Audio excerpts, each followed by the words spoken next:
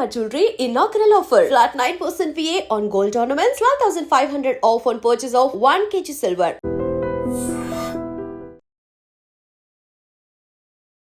Real estate మనకు తెలుసు. ఈ మధ్య కాలంలో పెద్ద ఎత్తున ఈ రియల్ ఎస్టేట్ దందా ఏ రేంజ్లో నడిచిందో, గత 10 సంవత్సరాల నుంచి ఏ రేంజ్లో నడిచిందో మనందరికీ తెలిసిందే. అట్లాగే కొత్త డిస్ట్రిక్ట్స్ వచ్చిన తర్వాత కూడా పెద్ద ఎత్తున ఈ రియల్ ఎస్టేట్ వ్యాపారం పుంజుకున్నటువంటి పరిస్థితులే. అట్లాగే చాలా మంది ప్రాణాలు కూడా తీసింది ఈ రియల్ ఎస్టేటే అనేది కూడా మనకు కూడా అంటే చూసాం. అట్లాగే చాలా వింటూ ఉన్నాం ఇన్సిడెంట్స్ కూడా. తాజాగా ఇప్పుడు రాజన్న సిరిసిల్ల జిల్లా వేములవాడలో అట్లాంటి ఘటనే జరిగింది. ఒక మాజీ కౌన్సిలర్, కేవలం 48 సంవత్సరాలు మాత్రమే, సిరిగిరి రమేష్ అనే వ్యక్తిని అత్యంత దారుణంగా గొంతు దగ్గర కోసి ఆయన కారులోనే చంపి పరారైనటువంటి పరిస్థితి. చాలా నిర్మానుష్య ప్రాంతాల్లో ఇదంతా కూడా జరిగింది. రాత్రిపూట జరిగినట్టుగా పోలీసులు అయితే భావిస్తూ ఉన్నారు.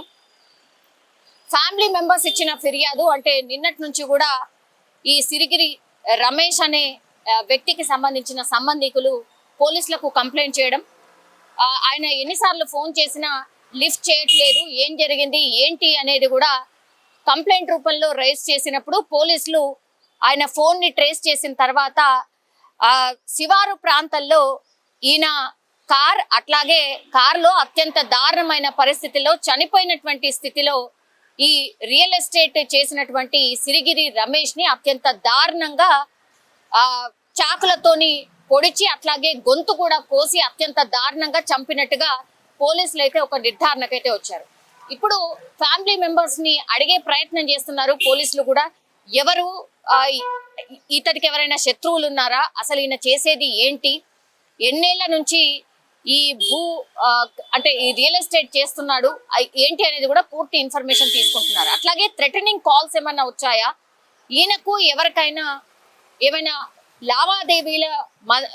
లావాదేవీలు ఏవైనా జరుగుతున్నాయా, డబ్బుల విషయంలో ఏమైనా కొట్లాటలు జరుగుతున్నాయి, ఇవన్నీ కూడా విషయాలు అయితే తెలుసుకునే ప్రయత్నం చేస్తున్నారు.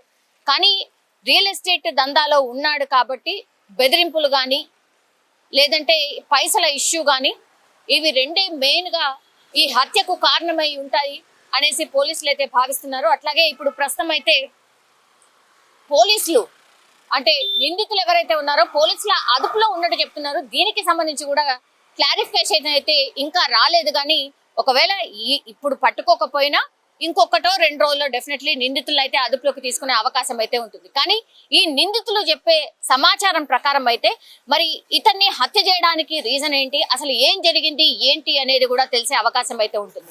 కానీ రాజన్న సిరిసిల్ల జిల్లాలో ఒక్కసారిగా ఈ భూ వివాదంలో ఆర్ ఈ భూదందా చేసేటటువంటి విషయంలోనే, భూ తగాదాల విషయంలోనే ఒక హత్య జరగడంతో ఇప్పుడు పూర్తిగా ఒక కలకలం అయితే క్రియేట్ అవుతోంది. అది కూడా గతంలో ఈయన మాజీ కౌన్సిలర్ గా పనిచేశాడు.